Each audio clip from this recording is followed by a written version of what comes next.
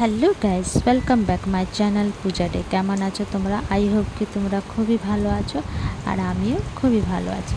তো বাইরে খুবই বৃষ্টি পড়ছিল, খুবই কষে বৃষ্টি পড়ছিল, আর আমার না বৃষ্টি দেখতে খুবই ভালো লাগে, খুবই ভালো লাগে। তো আমি চলে গেলাম একটু ছাদে বৃষ্টি দেখার জন্য। তো গেটে কাছে দাঁড়িয়ে একটু বৃষ্টিটা দেখছিলাম। তো আবার বৃষ্টি দেখে নিচে চলে গেলাম। আমার হাজব্যান্ড চলে এসেছিলো অফিস দিয়ে, তো আসার সময়ও মাছ নিয়ে এসছে। তো এই যে দেখো, মাছটাকে কেটে ধুয়ে হলুদ নুন লাগিয়ে রেখে দিয়েছি 10-15 মিনিটের জন্য। তারপরে এখানে দেখো, আমি কড়াই বসিয়ে দিলাম সাইডে, এই যে। আর এখানে ভাতটা বসিয়ে দেব, ভাতটা হয়ে যাবে সঙ্গে।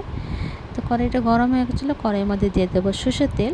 তারপরে এখানে কিছু আলু কেটে রেখেছিলাম, হলুদ নুন দিয়ে একটু ফ্রাই করে নেব, লাল লাল করে ঢেকে ঢেকে ফ্রাই করব, যে সিদ্ধ হয়ে যাক। তো ওই যে ফ্রাই হয়ে গেছে, এবার তুলে নেব। আবার ওই কড়াইয়ের মধ্যে আবার সর্ষের তেল দিয়ে দেব। সর্ষের তেলটা একটু গরম হয়ে গেলে এই যে মাছগুলোকে ভেজে নেব, উলট পুলট করে লাল লাল করে ভেজে নেব মাছ। তেমনিভাবে তোমরা একবার মাছের ঝোল বানিয়ে খেয়েও, যেমনি বানাচ্ছি সেম এমনি বানাবে, খুবই টেস্টি হবে খেতে, খুব টেস্টি হয়েছিলো। তো এই যে সমস্ত মাছ ভাজা হয়ে গেছে, তো ওই তেলের মধ্যে একটু তেল দিয়ে একটু কালি জিরে আর শুকনো লঙ্কা দিয়ে দিলাম, আর একটুখানি আদা বাটা দিয়েছিলাম। আর এইখানে দেখো শস্য বাটা হচ্ছে, কালা শস্য পিলের শস্য মিলিয়ে দিয়ে দিয়েছিলাম। এখানে দিয়ে দেবো হলুদ গুঁড়ো, লঙ্কা গুঁড়ো, জিরে গুঁড়ো আর স্বাদ অনুসার নুন দিয়ে ফ্রাই করব। তো আদা বাটা যে দিয়েছিলাম, সেই ভিডিওটা ডিলিট হয়ে গেছে আমার দিয়ে, তাই জন্য দেখাতে পারলাম না। তো এখানে দেখো কাঁচা লঙ্কা আর একটা টমেটো দিয়েছি। তো তোমরা যতটুকু ঝাল খাবে ওই হিসাবে তোমরা ঝাল দিও। ভালো করে একটু লাল লাল করে ফ্রাই করব, মানে তেল জব তক না ছেড়ে দেয় তব তক ফ্রাই করব।